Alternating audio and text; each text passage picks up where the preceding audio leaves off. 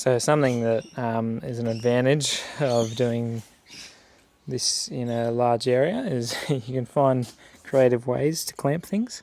So I've actually got the deck here and I've put the timber off the edge of the deck so that I can get to this top side, because what we're going to do is we're going to go through with the coping saw, start off the cut and then finish it off with the tenon, or maybe even the just a normal saw, just a hand saw like this one, and yeah, we'll look at doing that now. So just going to go through, start off the cut with the coping saw, just like last time. And the waste is actually this outer bit, so that's good. The way we don't have to hug it too much. We can chisel back any excess. Just going to go through and make a really faint line.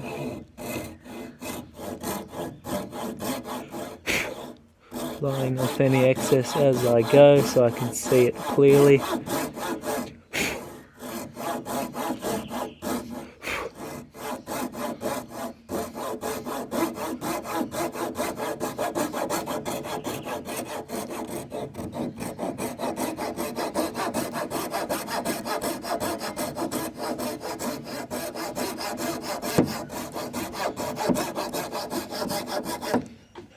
I might keep going with the tenon saw as opposed to the hand saw, but then we'll finish off with the hand saw, because this tenon saw has a lip on the top and it won't go all the way to the bottom. So yeah, a bit easier to control the tenon for the first bit as well. The thing I want to avoid most is chipping that top bit. Look at cutting it really, really carefully.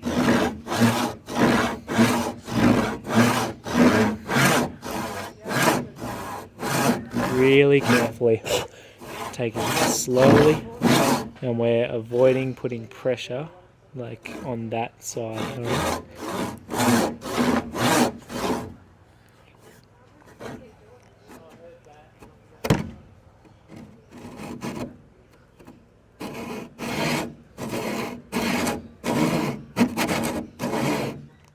Even just gliding it through to make sure I'm not putting on the outside pressure, because that's so thin it'll just want to snap.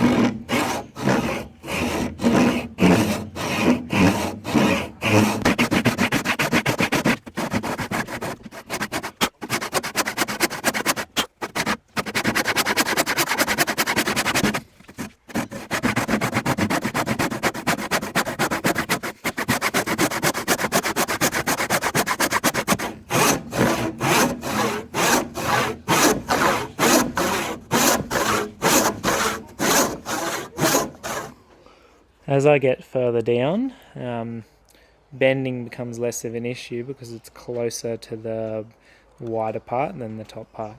I just got to be wary of where I'm bending. So if I pull the blade this way, then it will impact that top part. But if I pull the blade down to the bottom here on an angle, then it will only do that, put pressure on that wider part.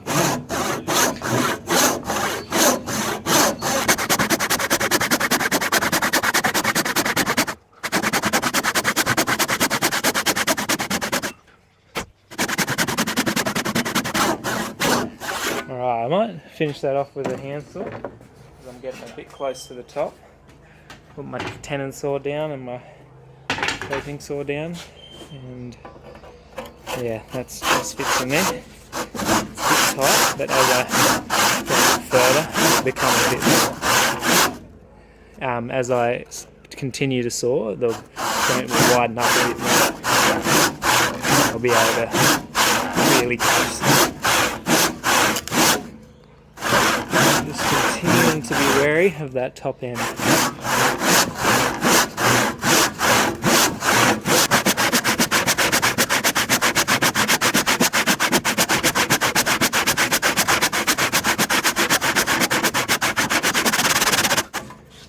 You can always take a break. I'll just show you while I'm here. the blade is actually below that top end now, so it's a bit safer, but I do want to be continually wary of that. Luckily this blade has a lot of flex in it, so before it bends on this part, it's going to bend everywhere else as well. So yeah, continue now after I've had my breather.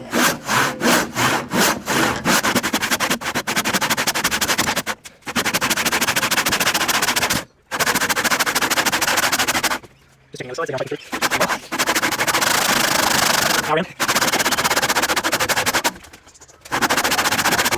Switching hands if you're really tired on that arm. I'm just holding the top bit here as I'm finishing off the cut. And nice and slow, even moving this blade up so it doesn't hit the clamp. Nice and slow. Get on the back end.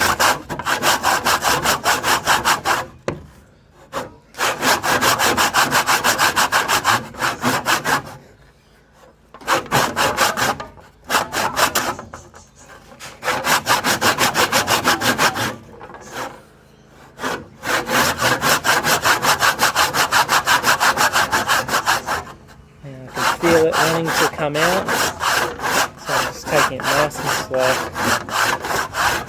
Once we top out, I'm just going to keep going until it's had enough. You can see it's even coming my way a bit more. I'm just going to top that out. A bit more to go. More on this side. You're always going to favour this side more than this side. You're always going to correct as you go. And on there, more on that side. Getting that out. And probably finish it off by going in here and just finishing off the cut where I can.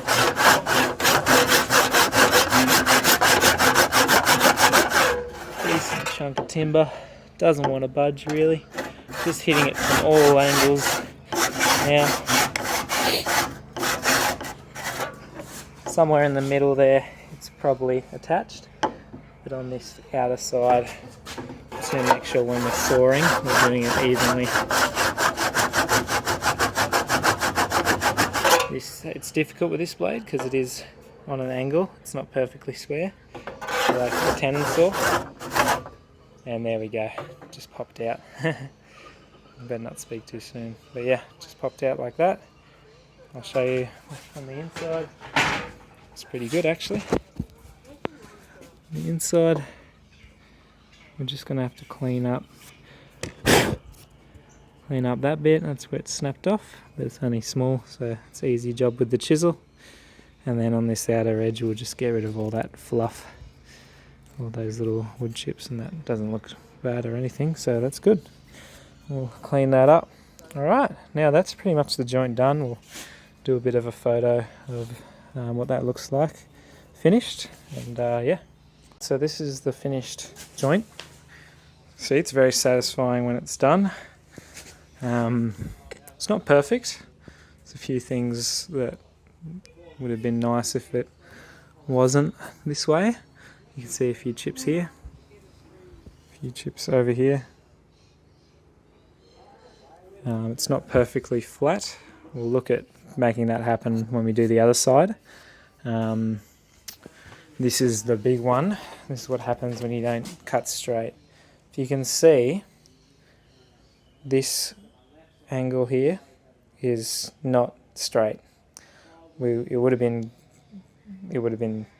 good to have gotten that straight, and we'll look at doing that. We'll fix it up. We'll get it nice and straight. We just need to take a little bit off with the tenon saw and maintain that angle, and we can make that happen. This top one, really good. That was the one that went directly down, so it it was a bit easier. But yeah, that one's not perfectly straight, so that's something we'll fix. A few chips on the inside here. We'll look at fixing that up as well. But overall, it's very satisfying to look at, and it's I'm looking forward to seeing its partner up against it for the triangle. So yeah, looks good.